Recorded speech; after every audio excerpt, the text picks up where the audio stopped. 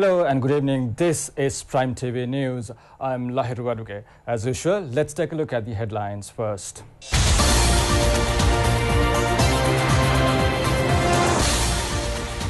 Prime Minister assures government relief to the people. Special High Court is to hear Gamini Senarath's case daily. A price formula is to be introduced for transport.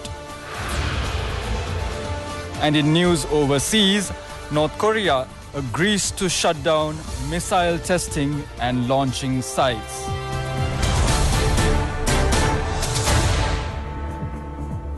Now for our headline-making stories tonight in detail.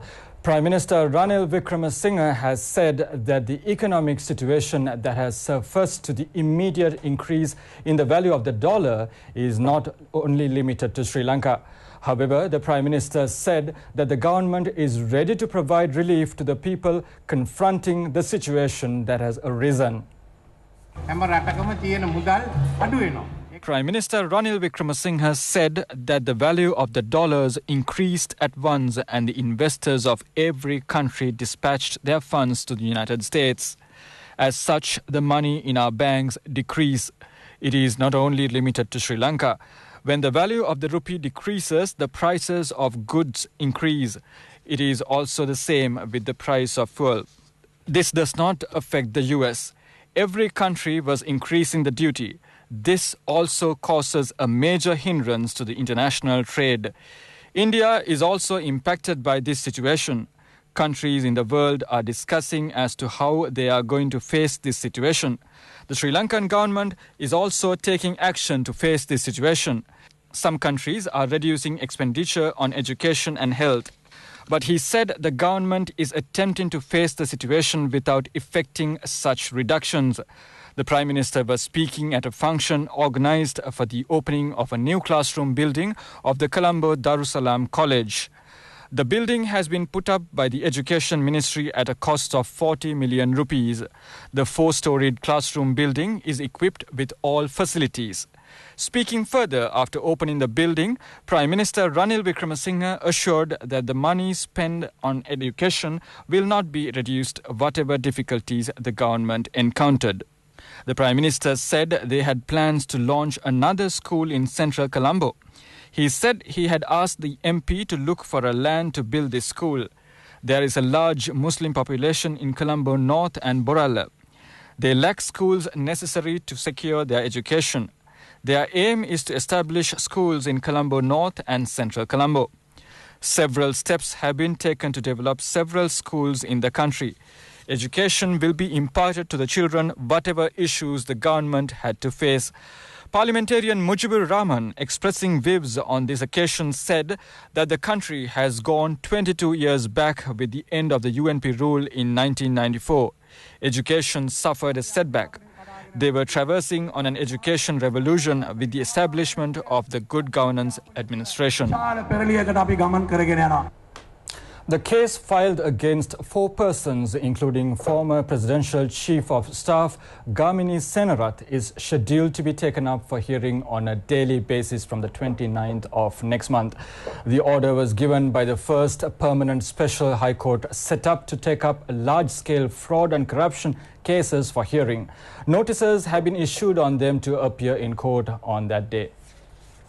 The accused have been indicted in the Special High Court for investing 500 million rupees belonging to Litro Gas through Canville Holdings Limited in Helanco Hotel and Spa Private Company Limited, deviously with some unidentified persons.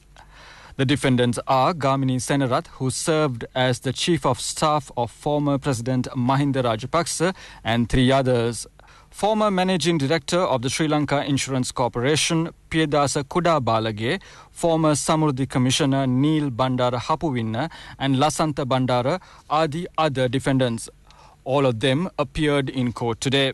These defendants are now enlarged on bail.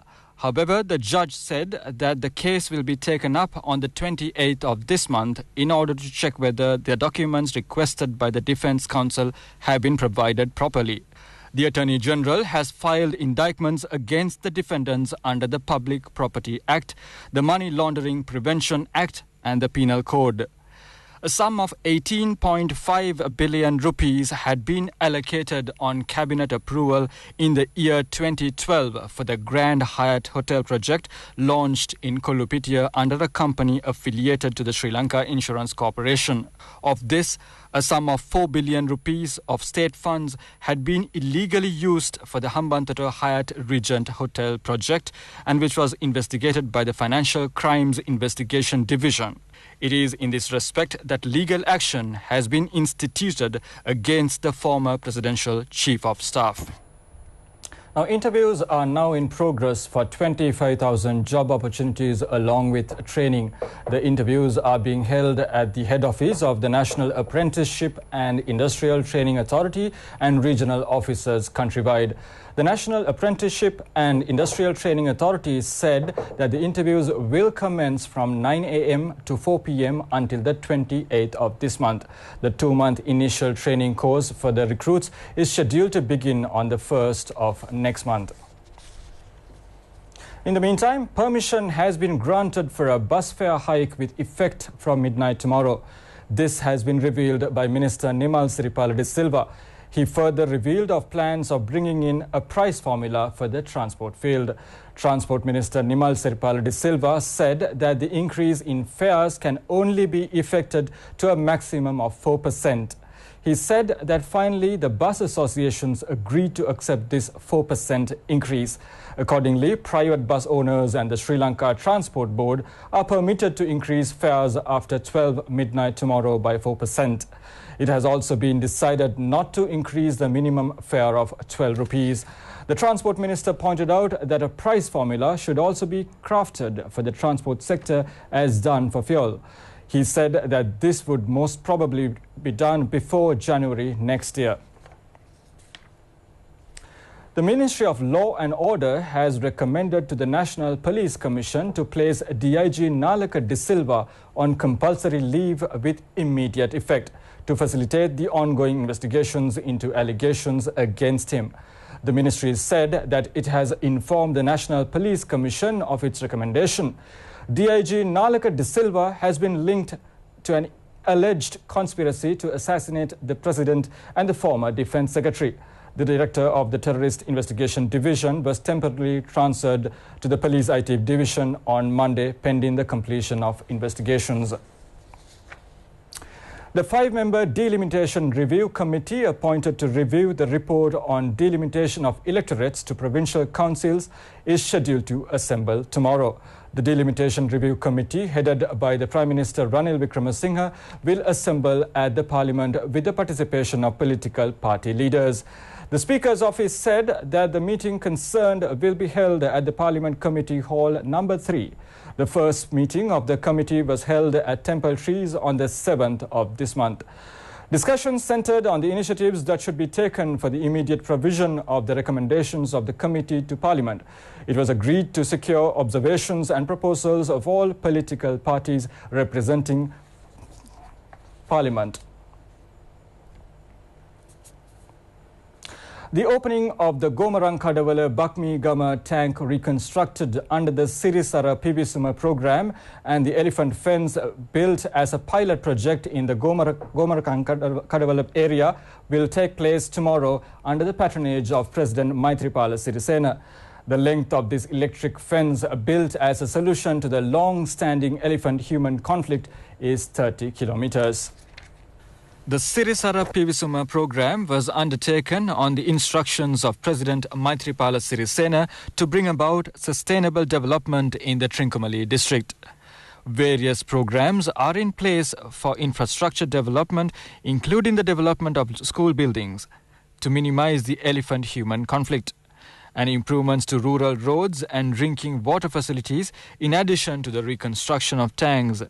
Sirisara Pivisuma is a development program operative as a priority project of the President's office. Labour contribution is from the Sri Lanka Army. A massive program is being implemented for the reconstruction of 500 Elanga tanks in the district. Accordingly, 24 tanks were reconstructed in the year 2017, while 25 tanks will be reconstructed this year. 34 tanks are to be rebuilt under the second stage. 500 tanks in the Trincomalee district will be reconstructed, and the processing of the Elanga tanks network commenced from Gomarang-Kadavala. This is an irrigation project which gathers rainwater from tank to tank without any wastage, thus enabling to prosper the cultivatable lands and civilian life. Tanks with an area of less than 200 acres of cultivatable land will be reconstructed based on the identifications and estimations made by the Agrarian Service Department of the Trincomalee district. There are about 400 such irrigation industries in the district, and it covers 19,000 farmer families. After the reconstruction of the irrigation network, it will cover around 42,000 acres.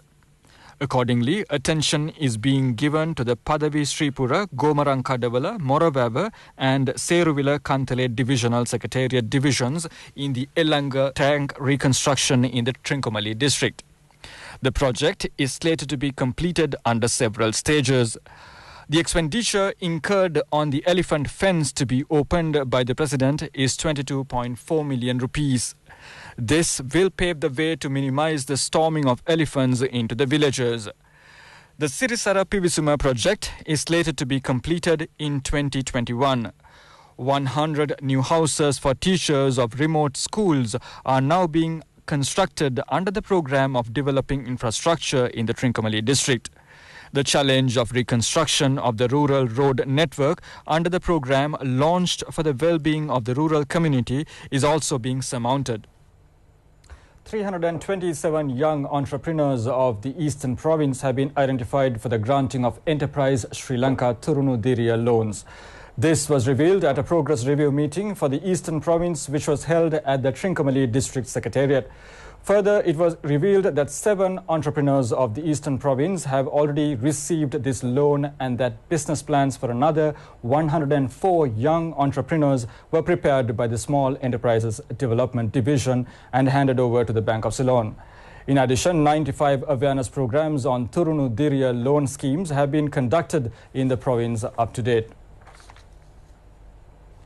In the meantime, in other news, economic experts point that groups that are not aware of the price changes in the world market are making misrepresentations with respect to the local fuel and gas prices. The Cost of Living Committee yesterday granted approval to increase the price of gas by 195 rupees. The price of gas increases along with an increase in fuel prices.